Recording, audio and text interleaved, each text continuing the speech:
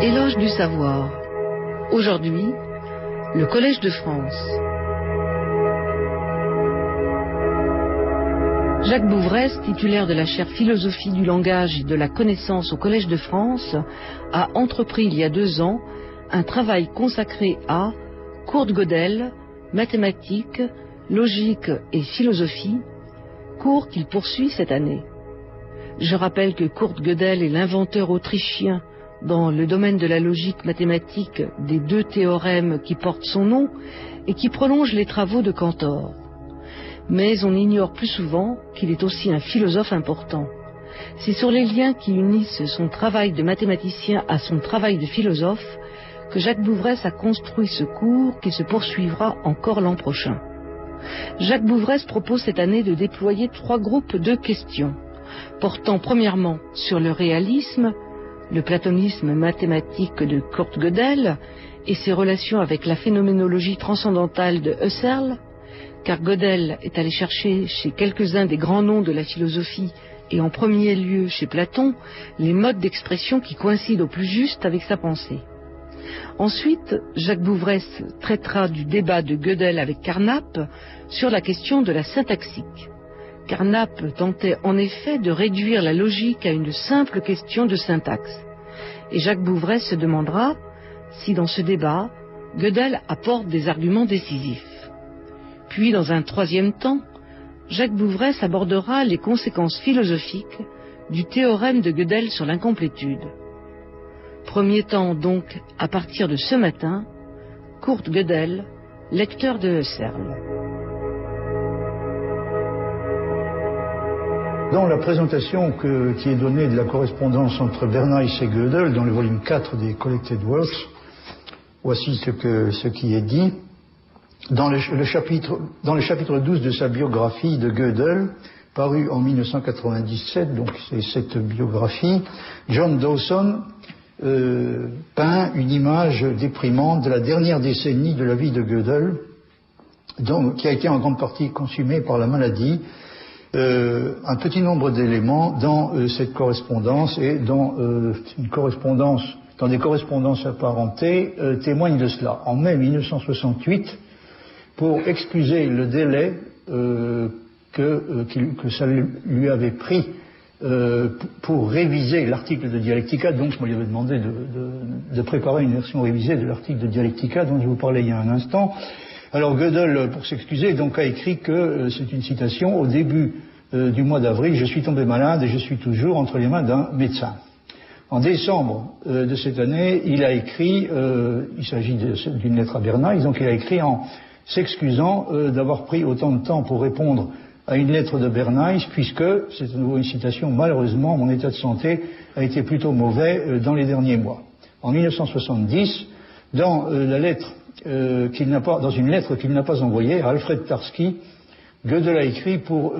expliquer les problèmes qui étaient apparus avec la démonstration qu'il avait proposée du fait que la cardinalité du continu était égale à Aleph 2, donc il avait envoyé à Tarski une démonstration supposée du fait que la puissance du continu était égale non pas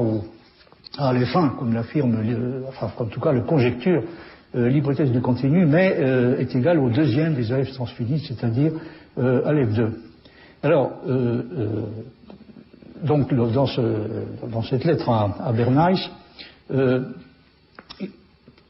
il dit ceci, malheureusement, mon article tel qu'il se présente n'est pas bon. Je l'ai écrit à la hâte, après avoir été malade, après avoir eu des problèmes d'insomnie et après avoir pris des drogues qui ont détérioré mes fonctions mentales. Je vous ai déjà parlé de ça. Donc, excusez-moi, j'ai commis un lapsus. Donc, la puissance du dénombrable est notée Aleph 0. L'hypothèse du continu suppose que la puissance du continu, c'est-à-dire la puissance de l'ensemble des nombres réels est égale à Aleph 1, et Gödel fait l'hypothèse donc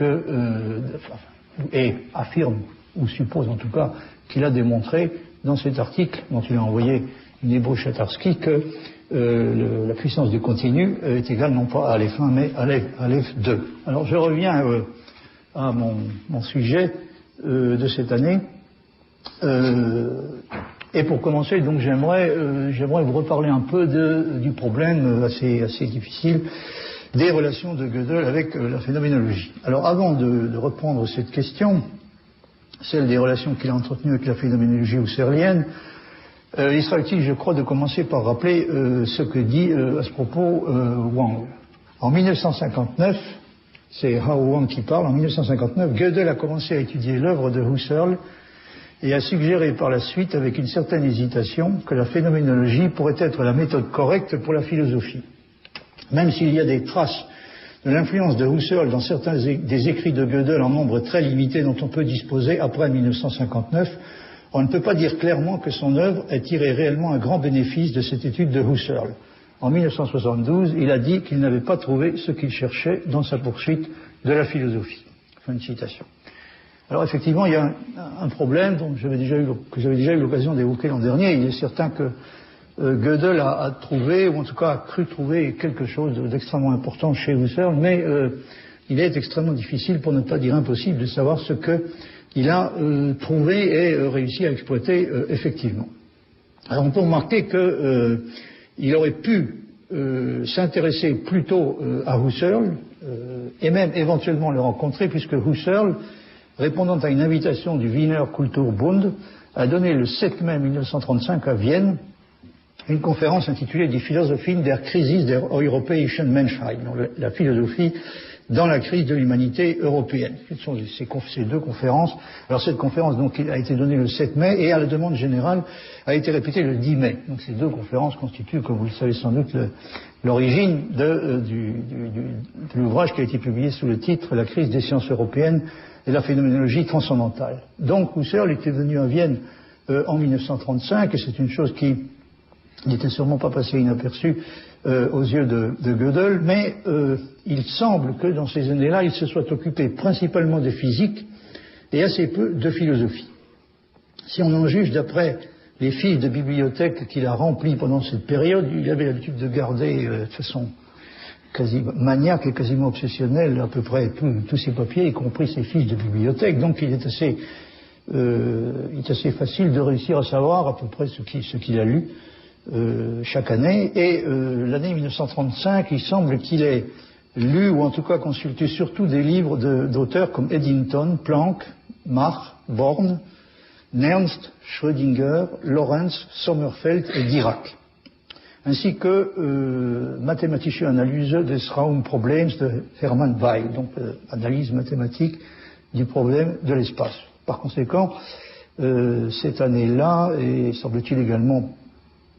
pendant cette période-là, il semble s'être intéressé principalement à des problèmes de physique. Alors en ce qui concerne ses intérêts philosophiques, on peut constater que, bien que d'après Menger, il ait commencé depuis quelques années déjà à s'intéresser de près à l'œuvre de Leibniz, il ne possédait à ce moment-là qu'un seul livre de cet auteur, les Kleinere Philosophische Schriften, donc un recueil d'articles, et il n'a demandé à la bibliothèque aucun ouvrage de Leibniz au cours de l'année 1935. Mais il est intéressant de remarquer qu'il a demandé en revanche, d'après ce que dit son biographe John Dawson, il a demandé et lu apparemment les Vorlesungen zur Phänomenologie des Bewusstseins, une chose qui n'est peut-être pas sans rapport avec la venue de Husserl à Vienne. Alors je suppose bien entendu que le texte concerné est en réalité Vorlesungen zur Phänomenologie des inneren Zeitbewusstseins, c'est-à-dire les leçons pour une phénoménologie de la conscience intime du temps, donc un livre qui avait été publié en 1928 dans le Jahrbuch für Philosophie und Phänomenologische Forschung. Il se peut que Gödel l'ait lu, ou en tout cas qu'il ait été au courant de son existence, et j'aurai l'occasion de revenir sur ce point. Vous savez sans doute que le problème du temps et de celui de la réalité du temps est un des problèmes qui ont fasciné Gödel. Alors ce qu'il espérait trouver en lisant Husserl est tout à fait clair. Dans le brouillon d'une lettre qui a été adressée au philosophe et mathématicien Giancarlo Rota, il écrit ceci, je cite: « Une fois achevée, la phénoménologie transcendantale de Husserl ne serait ni plus ni moins que la critique de la raison pure de Kant, transformée en une science exacte, qui, loin de détruire la métaphysique traditionnelle, s'avérerait au contraire lui fournir un solide fondement. » Fin de citation. Donc, Gödel a cru pouvoir trouver chez Husserl l'exemple d'un projet philosophique idéaliste qui, bien qu'inspiré initialement de Kant, pourrait non seulement être réconcilié avec le réalisme, mais permettrait en outre à la métaphysique traditionnelle, telle qu'elle avait été conçue et pratiquée par des philosophes comme Leibniz, de prendre un nouveau départ. Autrement dit, il semble avoir considéré qu'il était possible de se servir de Husserl pour recommencer d'une certaine façon avant Kant, c'est-à-dire recommencer les choses à peu près, reprendre les choses à peu près là où Leibniz les avait laissées. Mais naturellement, comme je l'ai déjà suggéré, je crois, l'année dernière, il y a des raisons de penser que Gödel considérait Kant comme nettement plus subjectiviste et en même temps Husserl comme nettement plus réaliste qu'ils ne le sont en réalité. Je crois en effet qu'il a tendance à tirer énormément Kant du côté du subjectivisme et au contraire à considérer Husserl comme beaucoup plus objectiviste qu'il ne l'est en fait. Et on est obligé, me semble-t-il, de se demander de quelle façon le réaliste qui était Gödel aurait pu réagir à des déclarations comme celles qu'on trouve par exemple dans la crise des sciences européennes et la phénoménologie transcendantale, où Husserl dit ceci: nous apprendrons à comprendre que le monde existant pour nous, dans le flux changeant de ces modes de données, est un acquis universel de l'esprit, donc le monde est un acquis universel de l'esprit, que c'est en tant que tel qu'il a eu son devenir et qu'il continue à devenir en tant qu'unité d'une seule figure de l'esprit, en tant que formation de sens, en tant que formation d'une subjectivité universelle fonctionnant de façon ultime. Donc la base de tout, le fondement ultime pour Husserl, c'est clairement la subjectivité. C'est même une des choses qui saute immédiatement aux yeux quand on lit Husserl. Et une question que je me pose est de savoir si Gödel s'est véritablement rendu compte de ça et du genre de problème que ça peut poser pour un réaliste véritable, puisqu'il est assez difficile à un réaliste authentique d'accepter l'idée que tout repose finalement dans la subjectivité. Husserl dit encore: tout traitement théorique objectif du monde est traitement de l'extérieur, entre guillemets, et ne saisit que des extériorités, à nouveau entre guillemets, des objectivités. Le traitement théorique radical du monde est le traitement interne, systématique et pur de la subjectivité s'extériorisant elle-même dans l'extérieur. Fin de citation. Bon, je n'en dis pas plus pour le moment, mais naturellement, on est en droit de penser que si Gödel avait eu connaissance de passages comme celui-là, ça lui aurait posé, ou en tout cas ça aurait dû lui poser un certain problème. Eckhard Köhler, qui est un des commentateurs, donc des spécialistes de l'œuvre de Gödel, note qu'en dépit de la sympathie considérable dont la phénoménologie husserlienne ne pouvait pas ne pas bénéficier a priori aux yeux de Gödel, la réconciliation du point de vue ouvertement platonicien que défend Gödel avec la démarche, à première vue nettement plus constructiviste de Husserl, donc cette réconciliation présentait malgré tout certaines difficultés. Dans les discussions du cercle de Vienne, remarque Köhler, si Gödel avait pris le risque d'exprimer franchement ses convictions philosophiques, que se serait-il passé? Ce qui est indiqué ici, probablement, la plus grande résistance est celle qui aurait été suscitée par son engagement en faveur de l'intuition rationnelle qui passait depuis Kant pour avoir été liquidée. Donc la question que se pose Köhler, c'est qu'est-ce qui serait passé si Gödel avait, dans le contexte du cercle de Vienne, avait pris fait et cause pour l'intuition intellectuelle dont le sort était supposé avoir été réglé depuis la critique de la raison pure de Kant. Donc la plus grande résistance est celle qui aurait été suscitée par son engagement en faveur de l'intuition rationnelle qui passait depuis Kant pour avoir été liquidée, en dépit du fait que toute la logique et les mathématiques, tout au moins la partie ensembliste qu'elle comporte, dépendent d'elle. Mais ça, c'est le point de vue évidemment que défend Köhler, qui est sur ce point gödelien et considère que la logique et les mathématiques dépendent complètement de ce qu'il appelle l'intuition rationnelle. Kant, justement, en commettant une erreur grossière, avait déclaré la logique morte. Enfin, Kant n'avait pas tout à fait déclaré la logique morte, il avait simplement déclaré qu'elle est sortie close et achevée du cerveau d'Aristote, ce qui n'est pas tout à fait la même chose que de la déclarer morte. C'est le phénoménologue Kaufmann qui aurait dit sur ce point, qui aurait été, sur ce point le plus susceptible de comprendre Gödel, étant donné que toute l'entreprise phénoménologique de Husserl repose sur une intuition a priori, la vision des essences, qui va au-delà de la perception sensible. C'est justement pour Husserl que Gödel a développé, après 1959, une grande sympathie. Mais il y a eu là aussi des complications considérables. Premièrement, Husserl a limité son intuition, comme Brouwer, à un domaine qui peut être exploré de façon constructive. Son adepte, Kaufmann, est allé, si possible, encore plus loin. Cela a placé Kaufmann dans la proximité de l'orientation en matière de fondement qui était celle de Poincaré, Brouwer et Weil. Donc la proximité entre Kaufmann d'une part et le point de vue de Poincaré, Brouwer et Weil est tout à fait évidente. En ce qui concerne Husserl lui-même, c'est beaucoup plus compliqué. Je ne suis pas aussi sûr que l'est apparemment Köhler, donc de la possibilité de tirer Husserl aussi nettement du côté du constructivisme. Weil, remarque que Köhler, avait suivi avec enthousiasme les leçons de Husserl avant la Première Guerre mondiale à Göttingen. Mais pour le directeur du cercle de Vienne, Moritz Schlick, une intuition prétendument logico-mathématique, comme celle de Husserl, était justement une bête noire. Ça, le moins qu'on puisse dire, c'est qu'effectivement, Schlick n'avait pas beaucoup de sympathie pour l'idée de l'intuition logico-mathématique et pour le point de vue de Husserl en général. Dans cette opinion, Schlick a été spécialement conforté également par Wittgenstein et Weissmann.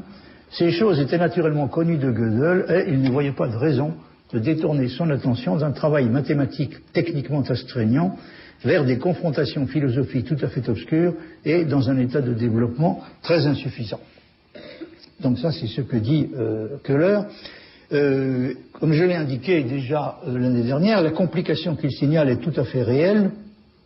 Il n'y a a priori aucune raison de penser que la phénoménologie husserlienne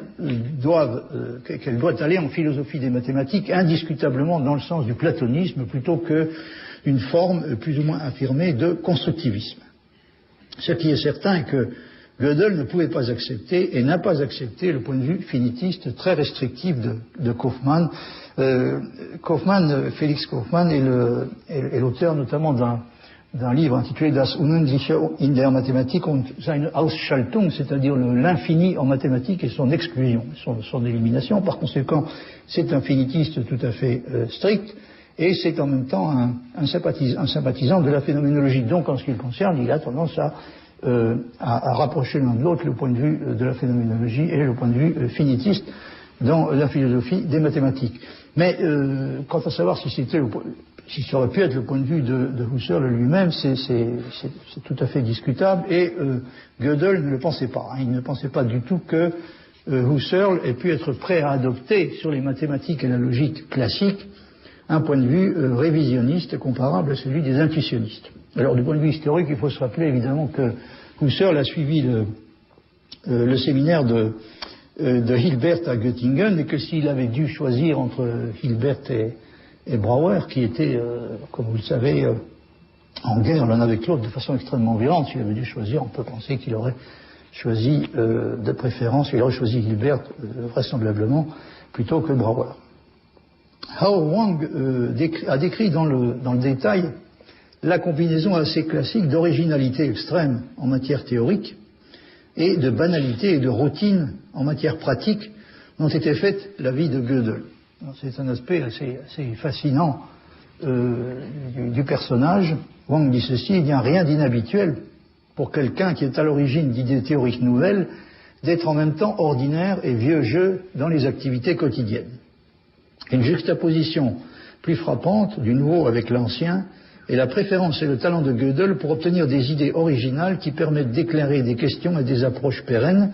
en entrant plus profondément dans des concepts et des préoccupations traditionnelles qui sont souvent considérées comme dépassées sur la base de réponses moins étudiées à des exagérations passées. C'est dit de façon un peu compliquée, mais en gros, ça revient à dire que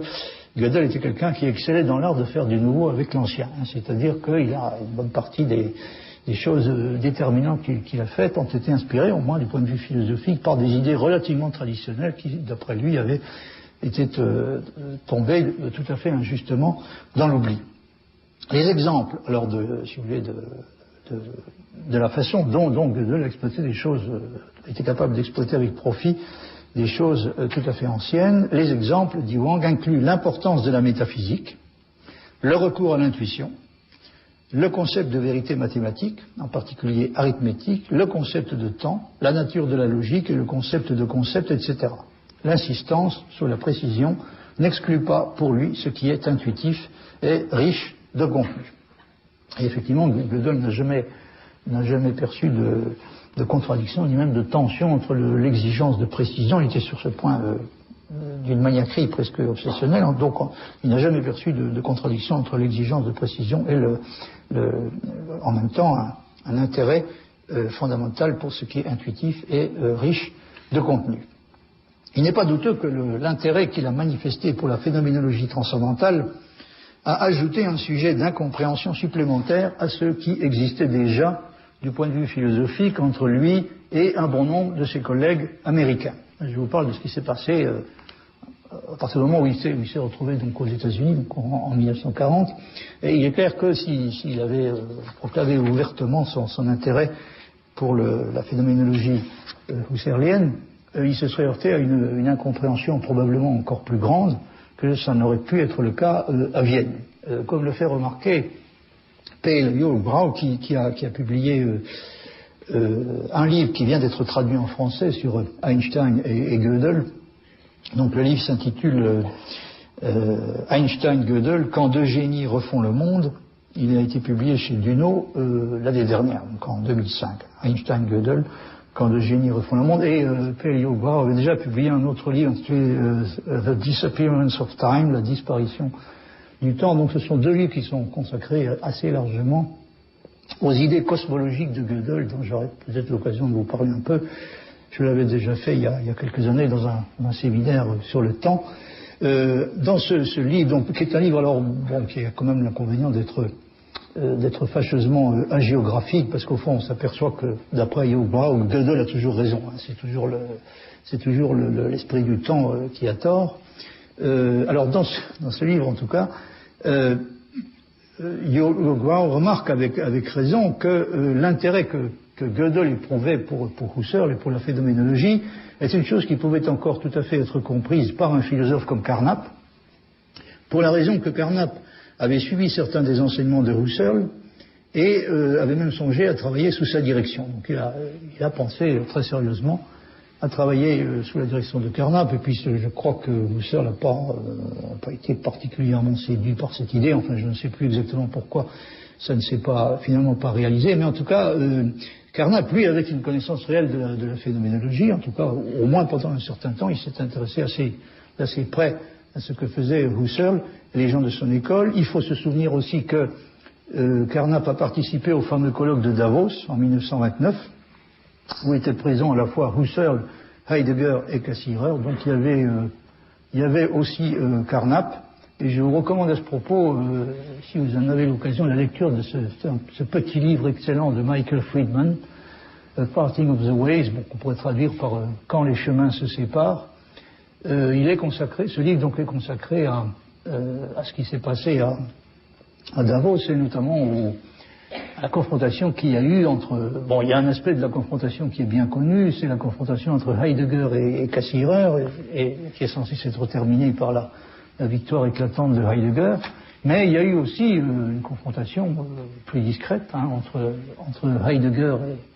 et Carnap, c'est-à-dire entre le heideggerianisme et le positivisme logique, une confrontation qui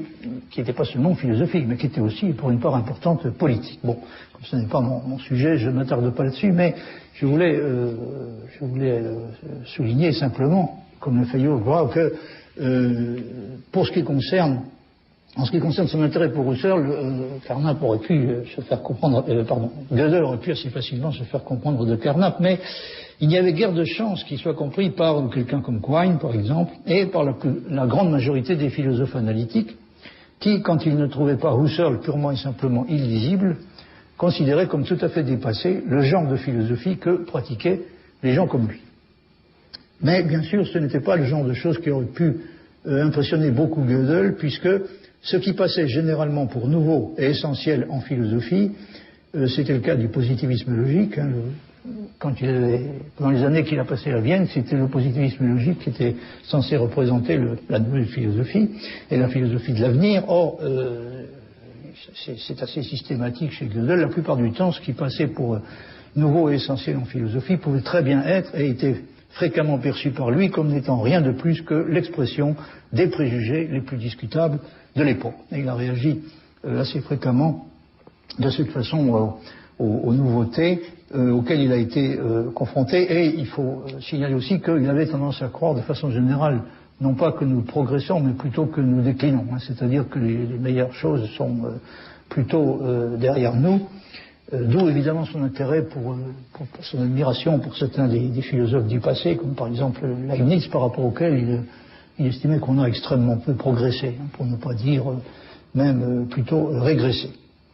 Alors on peut évidemment soupçonner Gödel de manquer sérieusement de sens historique dans sa façon de lire Husserl, avec l'idée de se servir de lui pour essayer de faire revivre la métaphysique, dans un sens qui peut donner l'impression d'être plus ou moins dogmatique et précritique. Cela ne serait sans doute pas très surprenant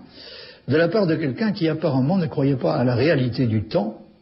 et a essayé de démontrer que la théorie de la relativité générale donnait finalement raison aux philosophes qui ont soutenu que le temps n'était rien de plus qu'une apparence ou une illusion pure et simple. Ce qui est certain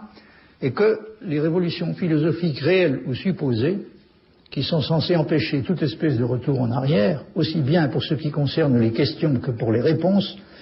ces révolutions réelles ou supposées ne faisaient de façon générale pas beaucoup d'impression sur Gödel. Il croyait à la permanence des grandes questions et à la possibilité de les faire progresser en essayant d'approfondir davantage des idées tout à fait traditionnelles qui ont été injustement négligées.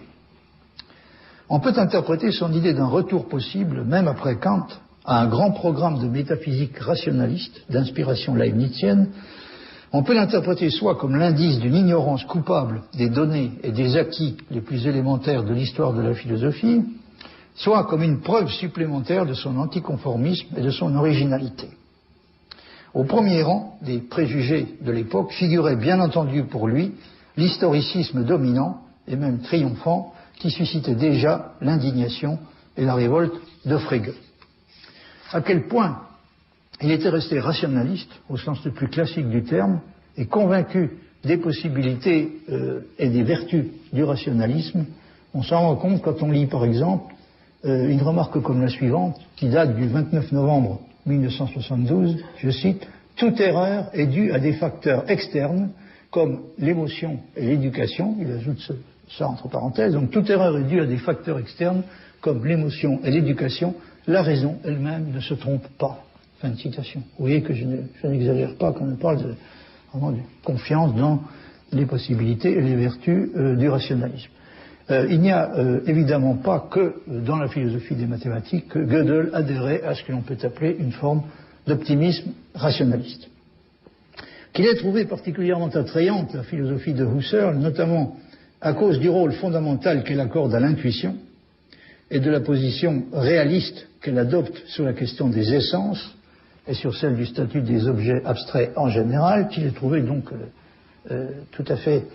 attrayante ce genre de philosophie, ne fait aucun doute et peut facilement se comprendre. Mais ce qui est beaucoup moins clair est, comme l'admet Wang, la manière dont les idées de Husserl ont pu influencer concrètement ses propres positions philosophiques et éventuellement ses recherches logiques. Quel rôle a joué par exemple dans l'adoption de la conviction qu'il ne peut pas y avoir de proposition absolument indécidable en mathématiques, quel rôle a joué dans l'adoption de cette conviction l'incidence que la lecture de Husserl a pu avoir sur le travail de Gödel. Dans la version légèrement remaniée du mémoire de 1947, qui est paru en 1964 dans le recueil de Benacerraf à Putnam, donc il s'agit du fameux article « Qu'est-ce que le problème du continu ?» de Cantor, dans lequel Gödel donne un exposé détaillé de ses convictions platoniciennes. Alors dans la version un peu remaniée donc qu'il a donnée de cet article, il dit ceci, je cite, donc si la signification des termes primitifs de la théorie des ensembles, c'est un passage très célèbre, dont j'avais déjà parlé l'année dernière, si la signification des termes primitifs de la théorie des ensembles telle qu'elle est expliquée à la page 262 dans la note 14, bon, c'est pas nécessaire de se reporter aux explications détaillées que donne Gödel, aux endroits indiqués. Ce qui nous intéresse, c'est ce qui découle de ça. Il s'ensuit, dit-il, que les concepts et les théorèmes de la théorie des ensembles décrivent une réalité bien déterminée, dans laquelle la conjecture de Cantor doit être soit vraie, soit fausse, et son indémontrabilité à partir des axiomes tels qu'ils sont connus aujourd'hui peut seulement signifier que ces axiomes ne contiennent pas une description complète de cette réalité, et une telle croyance n'est en aucune façon chimérique, puisqu'il est possible de montrer des voies par lesquelles une décision de la question, même si elle est indécidable à partir des axiomes dans leur forme présente, pourrait néanmoins être obtenue. Fin de citation. Alors j'ai eu l'occasion de vous citer l'année dernière un ouvrage de Robert Tragesser, intitulé Phenomenology and Logic, donc phénoménologie et logique, dans lequel l'auteur explique que le point crucial dans ce que dit Gödel doit être compris de la manière suivante. Donc c'est un extrait de ce livre Phénoménologie et logique, qui est un livre déjà ancien, paru en 1977, que j'avais acheté immédiatement à l'époque, mais qui ne semble pas avoir suscité un très grand intérêt. On en reparle un peu aujourd'hui. Alors c'est un peu dommage qu'il n'ait pas suscité beaucoup d'intérêt à l'époque, parce que c'est quand même un des rares livres où on trouve une confrontation en bonne et due forme du point de vue réaliste de Gödel avec le point de vue de la phénoménologie husserlienne. Alors Tragesser dit ceci, donc ce qui est important dans cette déclaration, il s'agit de la déclaration que je vous citais il y a un instant, ce qui est important dans cette déclaration est le lien qu'elle établit entre notre droit de dire que S, c'est-à-dire le domaine de la théorie des ensembles, donc entre notre droit de dire que S est une réalité bien déterminée, dans laquelle par exemple HC, c'est-à-dire l'hypothèse de continu, est déterminée, autrement dit est vraie ou fausse, et la possibilité de découvrir des façons prometteuses dont des problèmes ouverts, par exemple HC, concernant le domaine pourraient être décidés. Donc il y a un lien entre le fait d'adopter la possibilité d'adopter une position réaliste concernant un certain domaine, il s'agit en l'occurrence de la réalité ensembliste, et puis l'impression qu'on a qu'il est possible à chaque fois, par exemple, y compris dans le cas d'un énoncé non décidé comme l'hypothèse du continu, il est possible à chaque fois d'avoir une certaine idée des chemins qui devraient être suivis pour pouvoir espérer parvenir à une décision. Gödel, dit Tragesser, passe le reste de l'article à présenter des chemins possibles vers une décision concernant HC. Tant que nous pouvons trouver de tels chemins, S, donc la réalité ensembliste, semblera être la réalité bien déterminée que nous l'avons considérée initialement comme étant. Fin de citation. Alors le lien entre ces deux choses semble assez évident, mais ce qu'il est probablement moins est celui qui existe entre la découverte de son existence et la phénoménologie. Il semble à première vue qu'il ne soit pas nécessaire d'adopter le point de vue de la phénoménologie pour se rendre compte que ce qui nous confirme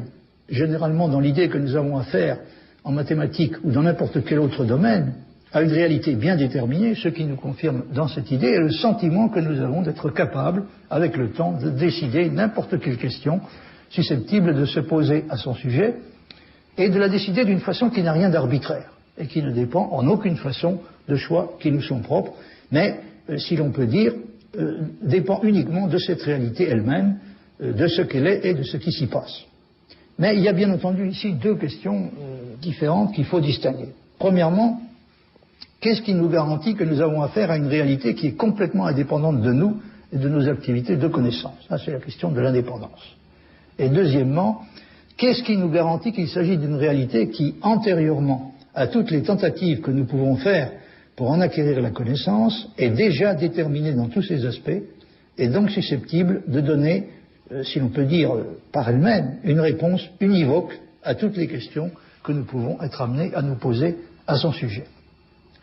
Il se pourrait naturellement que nous ayons affaire à une réalité qui, tout en étant indépendante de nous, comporte une part d'indétermination plus ou moins importante, et il est également concevable que bien qu'elle soit complètement déterminée, et que la réponse que nous cherchons existe par conséquent à chaque fois, nous ne disposions pas des moyens requis pour la trouver dans tous les cas. Tragesser est l'auteur d'un autre livre intitulé Husserl et le réalisme en logique et en mathématiques, dans lequel il fait la constatation suivante à propos du genre de réalisme naïf que semblent professer la plupart des mathématiciens, en mettant bien entendu le mot naïf entre guillemets. Voici ce que dit Tragesser. une attitude à l'égard des objets mathématiques qui les considèrent comme quelque chose de réel n'est pas particulière à un petit nombre de philosophes ou de mathématiciens philosophiques. Dans un récent article, intitulé donc « Quelques propositions pour faire revivre la philosophie des mathématiques », Reuben Hersh, vous avez la référence donc de l'article de Hersh, Reuben Hersh soutient à propos du praticien typique des mathématiques, entre guillemets, que, à nouveau entre guillemets, quand il fait des mathématiques, il est convaincu qu'il a affaire à une réalité objective dont il essaie de déterminer les propriétés. Autrement dit, l'attitude métaphysique du praticien typique des mathématiques, du mathématicien lambda, comme on dit, est celle d'un réaliste plus ou moins naïf. On peut supposer que quand les mathématiciens de cette sorte font des mathématiques, ils ont le sentiment qu'ils orientent leur esprit vers, réfléchissent sur et découvrent des vérités sur des objets qui existent de façon indépendante.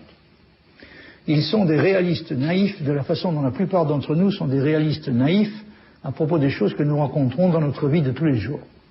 Il semble qu'il y ait des objets indépendants vers lesquels nous pouvons diriger nos esprits, sur lesquels nous pouvons réfléchir et découvrir des vérités. Hersh cite Jean Dieudonné, qui a dit que, alors c'est une formule qui est très souvent citée, qui a dit que tout mathématicien a le sentiment de travailler sur quelque chose de réel, bien que cette sensation soit probablement une illusion, mais une illusion très commode. Effectivement, alors c'est à nouveau Tragesser qui parle, il semble que d'après Hersh, quand ce praticien typique des mathématiques est pressé ou mis au défi de donner une explication philosophique de cette réalité, il se départit temporairement de cette attitude métaphysique et cherche refuge dans le formalisme. S'il est diligent, il ira même jusqu'à formaliser une partie de son travail dans un système formel suffisamment riche, en suggérant que s'il était réellement commode de procéder de cette façon, il pourrait en principe faire son travail dans un tel système. Quand le philosophe casse-pied s'en va, le mathématicien retombe tranquillement dans son attitude de réalisme naïf. Comme on dit, c'est que tant que le philosophe casse-pied est dans les parages, le mathématicien se sent obligé de faire plus ou moins semblant d'adopter une position comme le formalisme, mais dès que le philosophe a tourné les talons, donc il retombe dans ce qu'on peut appeler une forme de réalisme naïf ou naturel. Alors là, la déclaration qu'on cite souvent de Dieudonné suggère que quand le mathématicien est au travail, il se comporte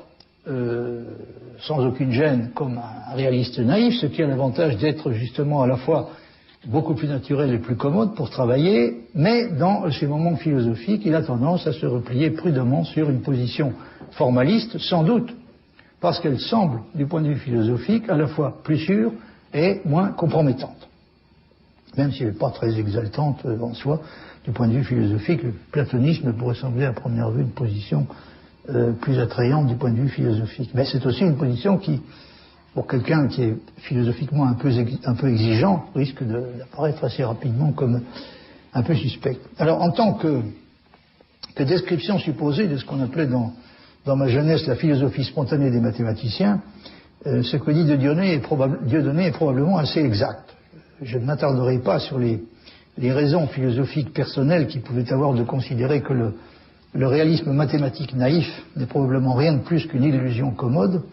et même peut-être dans les faits indispensable. Il se pourrait bien entendu que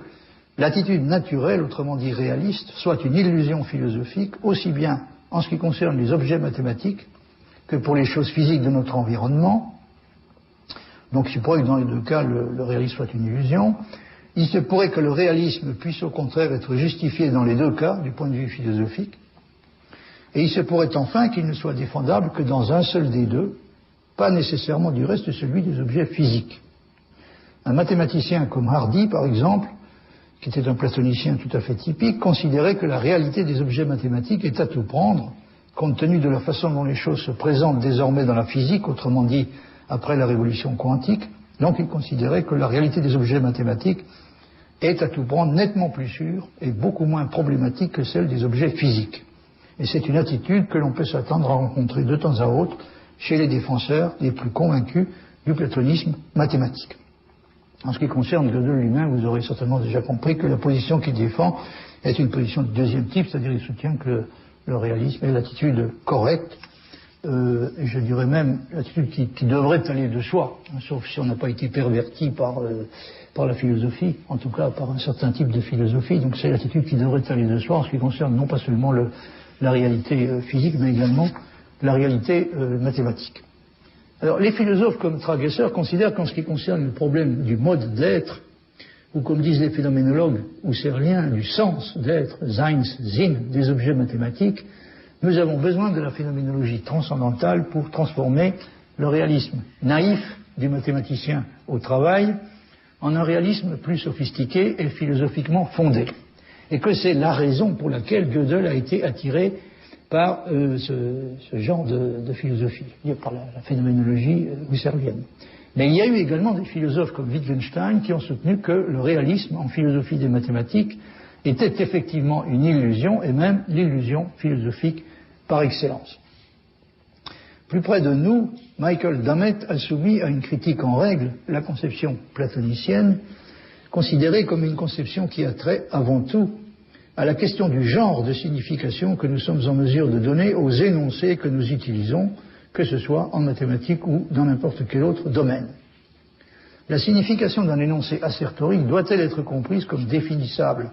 en termes de conditions de vérité objectives qui peuvent être réalisées ou ne pas l'être, de façon complètement indépendante de la question de savoir si nous sommes en mesure de déterminer si elles le sont ou non. Les partisans de l'option réaliste répondent que oui, c'est-à-dire que les propositions mathématiques ont des conditions de vérité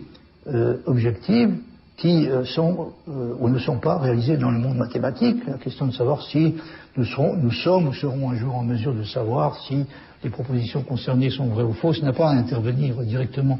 dans cette affaire. Mais il y a des gens qui soutiennent que la signification des propositions mathématiques devrait être comprise plutôt en termes de notions plus faibles que la notion de vérité objective, comprise de cette façon. Elle devrait être comprise en termes de notions comme celle de vérifiabilité ou d'assertabilité garantie. Donc ça, c'est la position qui est défendue par les antiréalistes. Pour prendre un exemple concret, considérons l'exemple classique de la conjecture de Goldbach, qui énonce que tout nombre pair plus grand que 2 est égal à la somme de deux nombres premiers. On n'a été capable jusqu'à présent ni de trouver une démonstration de la vérité de cette conjecture, ni de produire un contre-exemple qui la réfute. Qu'est-ce qui nous autorise dans ces conditions à lui appliquer le principe de bivalence et à affirmer qu'elle est soit vraie, soit fausse? Un réaliste comme Gödel répond évidemment répond sans hésiter qu'elle est soit vraie, soit fausse dans un univers, en l'occurrence dans le monde arithmétique. Un partisan du platonisme donc dira que comprendre la conjecture veut dire être capable de lui associer un certain état de choses arithmétique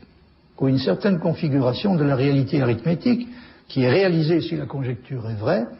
et qui est telle qu'elle est réalisée ou ne l'est pas dans le monde mathématique sans qu'il soit nécessaire pour cela de supposer que nous disposons déjà ou que nous disposerons un jour d'une méthode qui nous permet de décider si elle l'est ou ne l'est pas.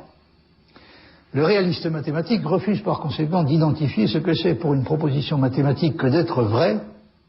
avec ce que serait pour nous le fait d'être en mesure d'en produire une démonstration. Donc il a tendance à relâcher nettement le lien que l'on pourrait songer à établir entre la notion de vérité et la notion de démontrabilité pour une proposition mathématique. Alors le divorce qui est ainsi introduit entre le fait d'être vrai pour une proposition mathématique et le fait de pouvoir en principe être démontré, ce divorce implique une conséquence qui peut être considérée comme problématique et qui semble susceptible de fragiliser quelque peu la position platonicienne. Vous voyez par exemple ce que dit là-dessus un philosophe comme John McDowell dans un article intitulé « Le platonisme mathématique et l'antiréalisme dommétien ». McDowell donc attire l'attention du lecteur sur une difficulté à laquelle on pense généralement assez peu. C'est une difficulté qui peut inspirer une critique du platonisme, qui n'est pas la critique qui est le plus fréquemment formulée. Alors, McDowell dit ceci: le platonicien se crédite d'une conception de ce que ce serait pour la conjecture de Goldbach que d'être vrai, qui peut être donc une conception qui peut être détachée de toute possibilité, même en principe, que nous réussissions à trouver une démonstration. Tant que personne n'arrive avec un contre-exemple, le platonicien est prêt à supposer que la conjecture peut être vraie en l'absence du type de circonstances qui nous permettrait de construire une démonstration même en l'absence d'une raison uniforme pour laquelle tout nombre pair doit être la somme de deux nombres premiers, ou d'une partition finie des nombres pairs avec une raison uniforme de cette sorte pour tout sous-ensemble. Donc, vous voyez, il se pourrait qu'on arrive un jour à trouver pour l'ensemble des nombres pairs dans sa totalité une raison uniforme pour laquelle tout nombre pair plus grand que 2 doit être égal à la somme de deux nombres premiers, mais il se pourrait aussi qu'on ne puisse pas arriver à un résultat aussi satisfaisant et qu'il faille d'abord décomposer l'ensemble des nombres pairs en installant de sous-ensembles, mais que pour chacun de ces sous-ensembles, on arrive à trouver une raison uniforme, donc une raison qui soit toujours du même type pour laquelle tout, étant donné un nombre pair pris dans un quelconque de ces ensembles, donc on arrivera à démontrer en utilisant la raison en question, à partir de cette raison, qu'il doit être égal à la somme de deux nombres premiers. Alors, évidemment, pour un platonicien, il n'est pas exclu que nous rencontrions en mathématiques des situations comme celle-là, c'est-à-dire que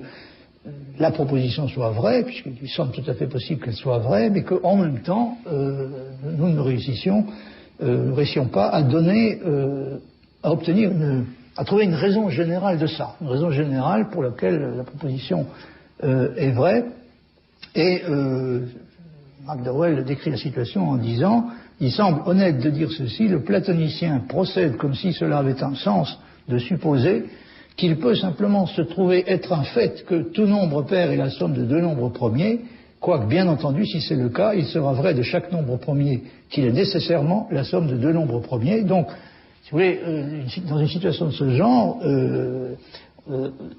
on aurait le sentiment que les choses se passent de la façon suivante. L'état de choses décrit par la conjecture peut être réalisé d'une façon qui, en fin de compte, ressemble un peu trop à celle dont peut l'être un fait empirique. Pour la raison suivante,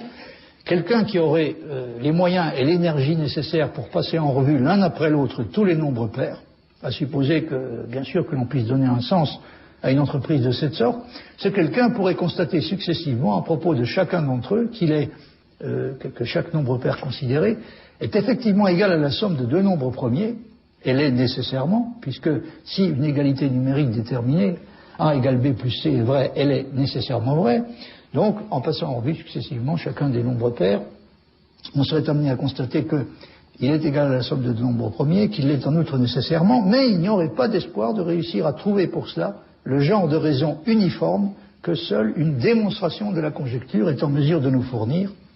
et qui a pour effet de rendre nécessaire la proposition universelle elle-même.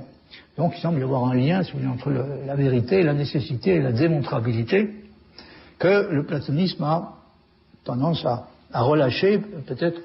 un peu trop. Ce qui se passe, encore une fois, c'est qu'on a le sentiment que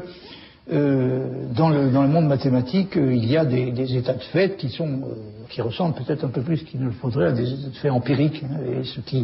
qui explique qu'on puisse se trouver éventuellement dans des situations de ce genre, en passant successivement en revue, si la chose était possible, chaque nombre pair plus grand que 2, on pourrait constater qu'il est égal à la somme de deux nombres premiers, mais on n'arriverait pas à trouver une raison générale, qui ne peut être fournie, encore une fois, que par la démonstration, une raison générale pour laquelle ça doit se passer de cette façon dans tous les cas. Alors, une des raisons, il faut le remarquer, pour lesquelles Wittgenstein trouve suspecte l'idée que les propositions mathématiques décrivent des faits mathématiques dans un monde mathématique, et que cela fait, d'après lui, paraître trop petite la différence qui existe entre elles et les propositions empiriques. On a tendance à soupçonner les philosophes qui rejettent la conception platonicienne de le faire parce qu'ils ont des faiblesses, même un peu plus que ça, pour l'empirisme. Dans le cas de Wittgenstein, c'est exactement le contraire. C'est parce qu'il trouve que le platonisme a tendance à rendre les propositions mathématiques plus semblables qu'elles ne le sont, qu'elles ne devraient l'être, à des propositions factuelles de type empirique. Alors, évidemment, on peut estimer qu'une conception comme celle de Wittgenstein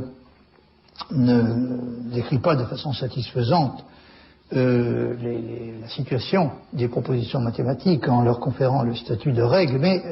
là, au moins, l'avantage de respecter, même si elle ne la représente peut-être pas de la façon la plus heureuse qui soit, la différence de nature qui semble exister entre les propositions mathématiques et les propositions empiriques. Et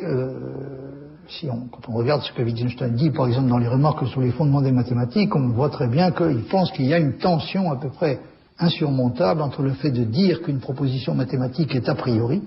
et par conséquent nécessaire, et le fait de dire qu'elle représente un fait mathématique. Car un fait semble être, en quelque sorte, par définition, une chose qui se trouve simplement être ainsi, et pourrait aussi être autrement. Le mathématicien, effectivement,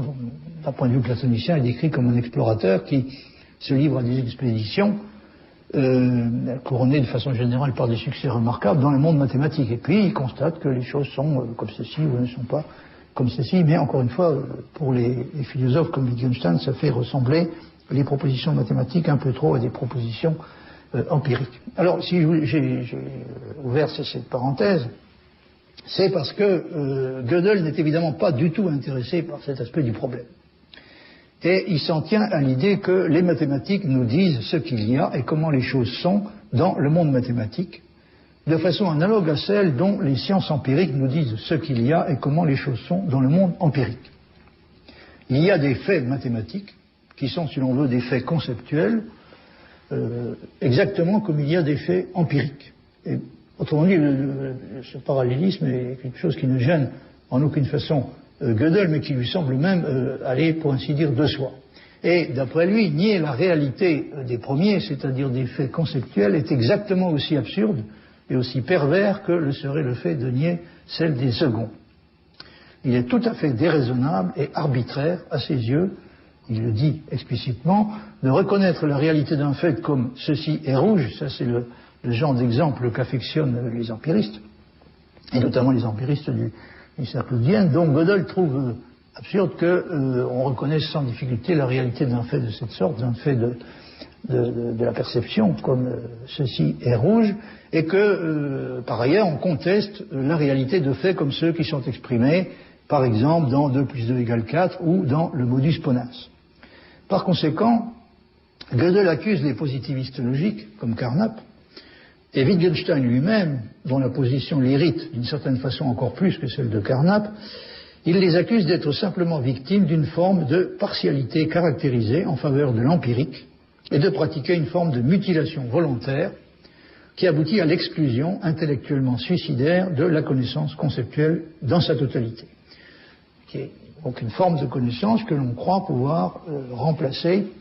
Mais c'est, aux yeux de Gödel, véritablement un marché de dupes, donc on croit pouvoir remplacer cette forme de connaissance qui, aux yeux de Gödel, semble incontestable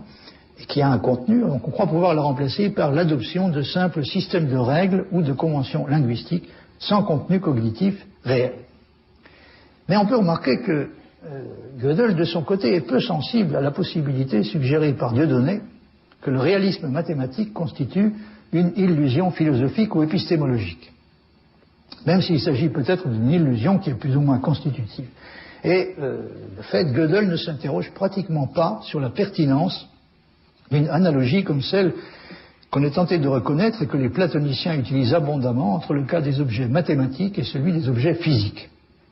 alors que Wittgenstein trouve cette analogie justement au plus haut point suspecte. Ça c'est très caractéristique dans ce qui oppose ces deux espèces de philosophes. Sur ce point,